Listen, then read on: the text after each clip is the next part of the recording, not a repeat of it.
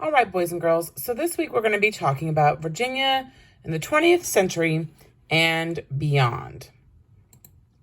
So what you have to first understand is that the economy in Virginia transforms during the 20th century. We change in Virginia from a rural or agricultural society to a more urban or industrial society. So rural is farming. They're a farming society, rural and agricultural society. That's with the farming of tobacco, everything that's happened up to the 20th century and beyond now. We go from a rural agricultural society to a more urban and industrial society. That means that there's factory work that's happening. So during the early 20th century, agriculture began to change. We have the tractor with mechanization, improvements in transportation that changed farming, and also crop prices were really low in the early 20th century. So people weren't making a lot of money from selling crops. So then people moved from rural areas to urban areas in order to make money for economic opportunities. They had technological developments from transportation, roads, railroads, streetcars. All of these things helped make cities grow. And coal mining out in Tazewell County in the Appalachian Plateau, it spurred the growth of Virginia.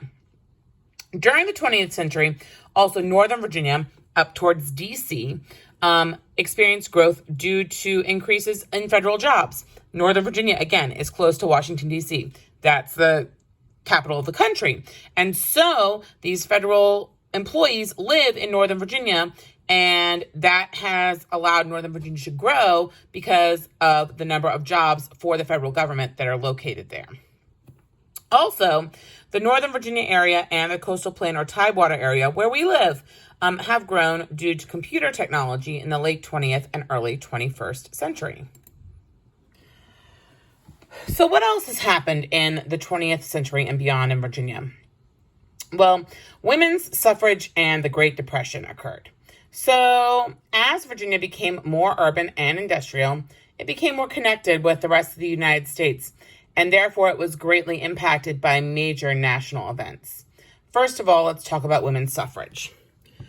So women's suffrage started in 1920 when the U.S. Constitution was amended to give women the right to vote.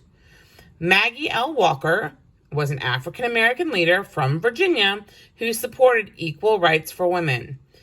You probably have heard Maggie L. Walker's name before when we studied Black History Month in February. Well, she was a leader from Virginia who supported these equal rights for women, and that was important with the constitutional amendment from 1920 that gave women the right to vote.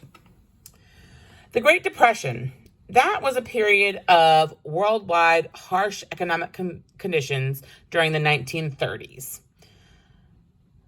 Many Virginians lost their jobs. They lost their farms, they lost their homes, they lost their businesses. They did not have a lot of money. The federal government established the New Deal programs that provided employment and helped ease hardships.